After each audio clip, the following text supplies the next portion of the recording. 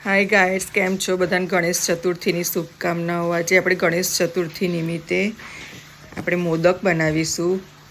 ઘઉંના કકરા લોટના આપણે મોદક બનાવીશું ગણપતિના પ્રસાદ માટે।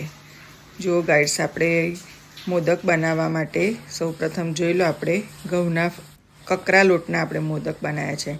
તો હવે આપણે ચાલુ કરીશું। એક વ્યક્તિ માટે એક મુઠ્ઠી એવી રીતે આપણે લીધું છે। તેલ નાખ્યું છે, થોડું હરસેકું પાણી એટલે સહેજ ગરમ કરેલું પાણી નાખીને એનાથી લોટ બાંધી દીધો છે। હવે મેં થોડીવાર પલળવા દીધું છે। ત્યારબાદ થોડા નાના નાના લુવા કરીને એને તેલમાં તળીને એકદમ ક્રિસ્પી કડક થાય અને અંદરથી શેકાઈ જાય અને તળાઈ જાય એવી રીતે કડક થાય એવી રીતે મેં એને તળી લીધા છે એક મુઠ્ઠિયા। હવે નાના નાના મુઠ્ઠિયા એકદમ ઠંડા થઈ જાય પછી જ એને નાના નાના મુઠ્ઠિયા કરીને આપણે મિક્સરમાં એને ક્રશ કરી નાખીશું। મિક્સરમાં ક્રશ કરવા માટે એકદમ નાનું એકદમ ઝીણું પીસી કાઢવાનું, એટલે ચાળીએ નહીં તો પણ ચાલે। એકદમ નાનું રવા જેવું આપણે એને પીસી લેવાનું છે, એકદમ નાનું જોઈ લો, કારણ કે એને પછી આપણે ચાળવું પડે, એના ગુંગળા નીકળે ને એવું બધું થાય, એ વેસ્ટ જાય, એટલે હું લગભગ મિક્સરમાં જ બધું કરી નાખું છું, એટલે એને ચાળવું ના પડે।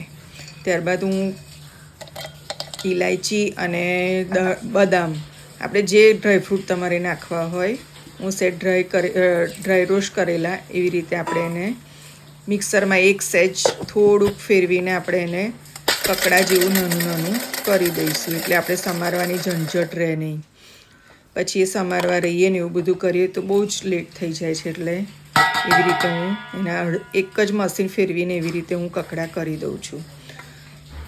ત્યારબાદ આપણે કિસમિસ એટલે દ્રાક્ષ નાખીશું, તમારી જેવી ઈચ્છા હોય તમે ઇલાયચી, દ્રાક્ષ, ચારોળી ગમે તે પણ નાખી શકો છો।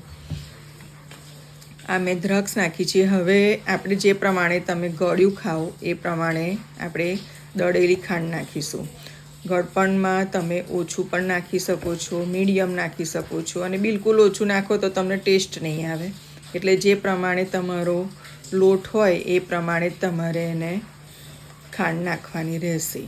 હવે થોડી કરીને આપણે ખાંડ દળેલી નાખી દઈશું। હવે ત્યારબાદ ઘી થોડું ગરમ કરવાનું, ગરમ કરીએ એટલે લોટમાં ભળતા વાર નથી લાગતી, કારણ કે ગરમ કરેલું ઘી હોય તો લોટમાં ફટફટ એને મિક્સ થઈ જાય છે। જુઓ, આવી રીતે ઘી ગરમ કરીને અંદર આપણે મિક્સ કરી દઈશું।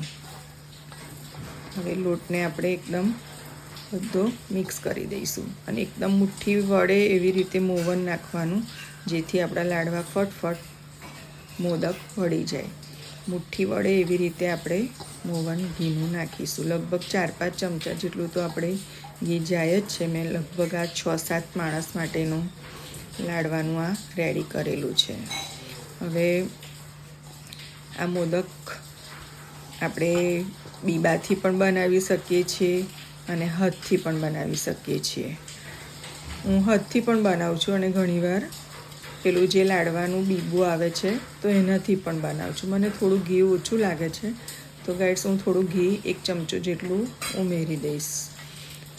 જુઓ, આવી રીતે આપણે લાડવા વરે એવી રીતે ઘી અને ખાંડ બંને મિક્સ કરી દેવાનું, અને બંને એકદમ સરખી રીતે ત્રણેય વસ્તુ આપણે ભેગું કરી દેવાનું છે। અને પછી ધીરે આપણે મુઠ્ઠી વડે એવી રીતે વારીને આપણે એના લડ્ડુ બનાવીશું। જુઓ, આવી રીતે લાડવા આપણે મોદક ગણપતિનો પ્રસાદ, આપણે ગણપતિનો ભોગ આપણે રેડી કરી દઈશું। હાય ગાઈસ, તમને કેવું લાગ્યું? તમે બનાવો છો? તમે શેના બનાવો છો? મને કોમેન્ટ કરજો। બાય, ફરી મળીશું।